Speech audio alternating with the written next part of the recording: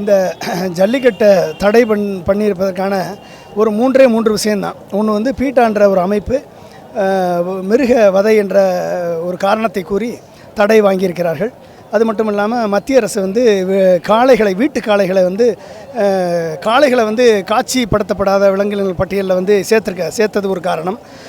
மூன்றாவது தமிழக அரசனுடைய வாதங்கள் வந்து சரியாக உச்சநீதிமன்றத்தில் வைக்கப்படவில்லை என்ற 3 காரணங்களால் தான் இன்றைக்கி ஜல்லிக்கட்டுக்கான தடை ஏற்பட்டிருக்கிறது.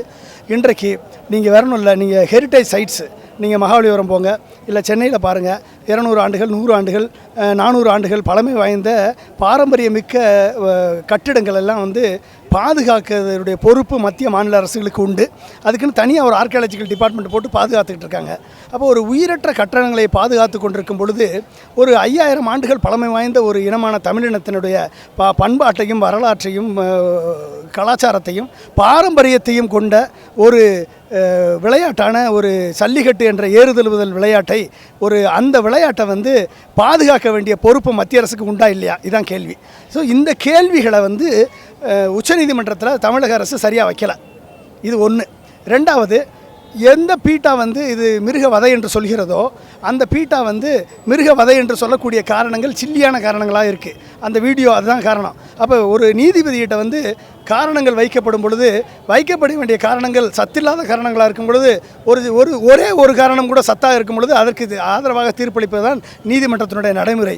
அப்போ அப்படிப்பட்ட சூழலில் நம்ம தமிழக அரசு வைத்த நடைமுறைகள் நீங்கள் எடுத்துக்கிட்டிங்கன்னா, ஒரு விவசாயி இன்றைக்கு விவசாய சங்கிலியோடு ஒரு சங்கிலி தான், ஒரு தொடர் தான், சங்கிலி தான் காளை. அப்போ அந்த விவசாயியோட அந்த காளை அந்த விவசாயத்திற்கு நிலத்திற்கு வருகிறது. அந்த விவசாயியோடு உழுக வருகிறது 8 மணி நேரம். அந்த விவசாயியோடு கமலையிலே தண்ணீர் இறைக்க வருகிறது 8 மணி நேரம் உழைக்கிறது. அந்த விவசாயி உற்பத்தி செய்த பொருள்களை சந்தைக்கு எடுத்து செல்கிறது. அந்த சந்தையிலே அது ஒரு நாள் 2 நாள் 3 நாட்கள் சந்தைக்கு பயணப்படுகிறது. அந்த சந்தையிலே போய் காய்கறிகள் மற்ற பொருட்களை விற்பனை செய்து வருகிறது. விவசாயியோடு சேர்ந்து சரிசமமாக உழைக்கிறது.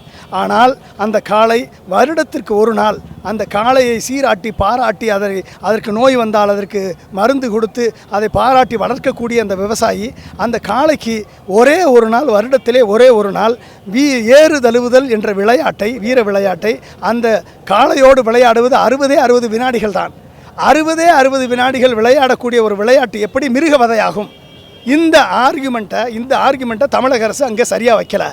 மத்திய அரசு convention on biological diversity CBD என்ற சர்வதேச ஒப்பந்தத்தில் கையெழுத்திட்டு இருக்கிறது.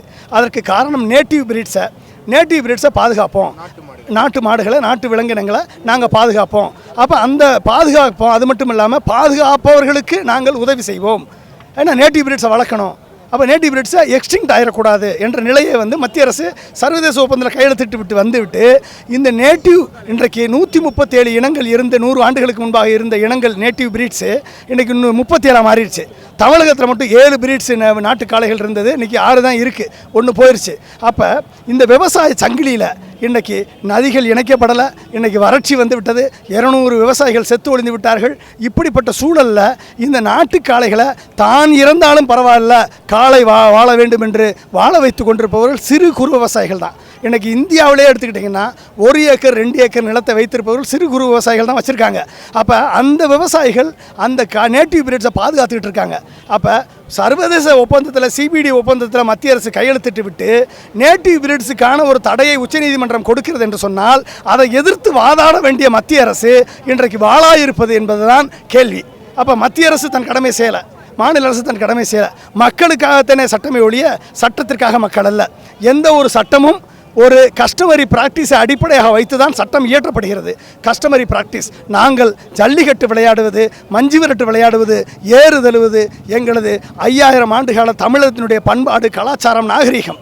அப்போ அந்த கஸ்டமரி ப்ராக்டிஸை தடை பண்ண முடியாது, யாராலும் தடை பண்ண முடியாது. நீங்கள் அந்த ப்ராக்டிஸை ஒழுங்குபடுத்தலாம், அடுத்தவர்களுக்கு பாதிப்பில்லாமல் விளையாடுவதற்கு வரைமுறைப்படுத்தலாமே ஒழிய அதை தடை செய்வதற்கு யாருக்குமே உரிமை இல்லை என்று சொல்லும் பொழுது உச்சநீதிமன்றம் என்ன, மத்திய அரசுக்கு என்ன, யாருக்குமே உரிமை கிடையாது. எனவே இப்படிப்பட்ட வாதங்களை எங்கள் சரியாக வச்சுருக்கணும். நீங்கள் கலையையும் கலாச்சாரத்தையும் பண்பாட்டையும் காக்க வேண்டியது ஒரு அரசனது கடமை. அப்போ அந்த கலையையும் கலாச்சாரத்தையும் பண்பாட்டையும் காக்க வேண்டிய அந்த அரசு ஒரு ஹோலி பண்டிகையை தடை செய்ய முடியுமா? ஒரு ஹோலி பண்டிகை கலர் பொடியில் ஒரு ஆசிடை கலந்து அடிச்சிட்டாங்க என்ற ஒரு காரணத்தை கூறி என்டையர் ஹோலி பண்டிகையை தடை வாங்கிட முடியுமா நம்மளால்? அது பொல்யூஷன் என்று சொல்லி தடை வாங்க முடியுமா? அது முடியாத பொழுது எப்படி ஜல்லிக்கட்டை மட்டும் தடை செய்ய முடியும்? அப்போ இந்த கேள்விகளை எல்லாம் சரியான ஆதாரத்துடன் நாம் வைத்திருந்தால் கண்டிப்பாக இந்த தடைகள் விளக்கப்பட்டிருக்கும். நமது கோரிக்கையெல்லாம் இன்றைக்கு வரலாறு காணாத வகையிலே தமிழகத்தினுடைய இளைஞர்களும் மாணவர்களும் இன்றைக்கு ஒன்று கூடியிருக்கிறார்கள். இன்றைக்கு சென்னையில் பாருங்கள், இவர்களது உணர்ச்சி கோஷத்தை பாருங்கள். யாராலும் இல்லை, தன் எழுச்சியாக, தமிழ் இனத்திற்கு வந்த எழுச்சியாக, தமிழ் இனத்திற்கு வந்த சோதனையை சாதனையாக மாற்றி காமிக்க வேண்டும் என்ற உணர்வோடு இன்றைக்கு தமிழகத்தில் இருக்கக்கூடிய அலங்காநல்லூராக இருந்தாலும் சரி, மதுரையாக இருந்தாலும் சரி, அது ஈரோடாக இருந்தாலும் சரி, எல்லா இடத்திலும் இன்றைக்கு இந்த போராட்டங்கள் தொடர்ந்து கொண்டிருக்கிறது. இது ஜல்லிக்கட்டுக்கான போராட்டம் மட்டுமின்றி எண்ணிவிட வேண்டாம். இந்த போராட்டம் தமிழர்களுடைய சிறு குறு விவசாயிகளை ஒழிக்க எடுக்கப்பட்ட ஒரு மிகப்பெரிய சதியின் பின்னணி. ஸோ இந்த சிறு குறு விவசாயிகள் தான் இன்றைக்கு காளை மாட்டை வளர்த்து கொண்டிருக்கிறார்கள். இந்த சிறு குறு விவசாயிகளை ஒழித்து விட்டால் இன்றைக்கு கார்ப்பரேட் விவசாயத்தை கொண்டு வந்து விடலாம் என்ற எண்ணம் இருக்கிறது.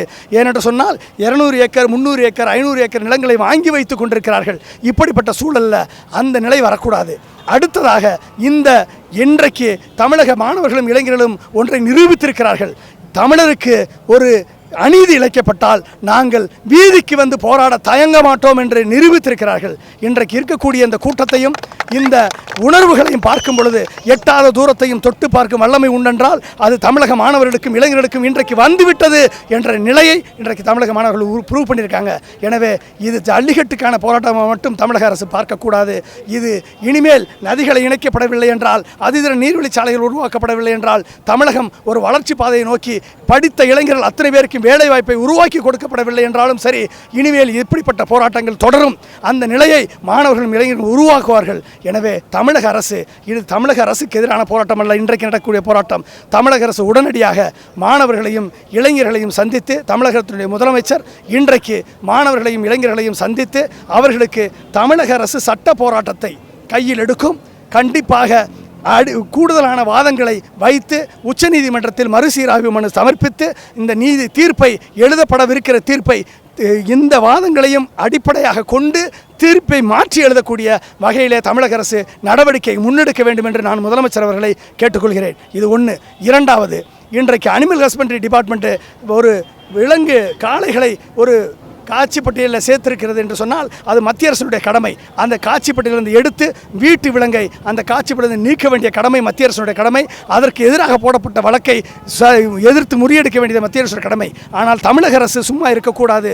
தமிழக அரசு, நாங்கள் இந்த விலங்கினத்திற்கு வல்லை, வீடு காளைகள் எங்கள் வீட்டு காளைகள், நாங்கள் காட்டு காளைகளை வைத்து இங்கு விளையாடவில்லை, நீ அதை வேணால் தடை பண்ணிக்கோ, காட்டு காளையோ காட்டு புலியோ காட்டு சிங்கத்தையோ நீ தடை பண்ணிக்கோ, ஆனால் நாங்கள் வீட்டு காளைகளை வைத்து ஏறு தழுவுதல் விளையாட்டு போட்டியை நடத்துவோம் என்று ஸ்போர்ட்ஸ் மினிஸ்ட்ரியில் ஒரு மசோதாவை தாக்கல் பண்ணி இது சட்டமாக, இது அரசியல் அவசர சட்டமாக நிறைவேற்றப்பட்டு இது தை மாதத்திற்குள்ளாக தமிழகத்திலே ஏறு தழுவுதல் விளையாட்டு போட்டியை தமிழக அரசு நடத்தி காண்பிக்க வேண்டும் என்று இந்த மாணவர்கள் இளைஞர்கள் சார்பாக நான் கேட்டுக்கொள்கிறேன். அது மட்டுமல்லாமல் பீட்டாவை தமிழகத்திலே உடனடியாக தடை செய்ய தமிழக அரசு நடவடிக்கை எடுக்க வேண்டும் என்று நான் கேட்டுக்கொள்கிறேன்.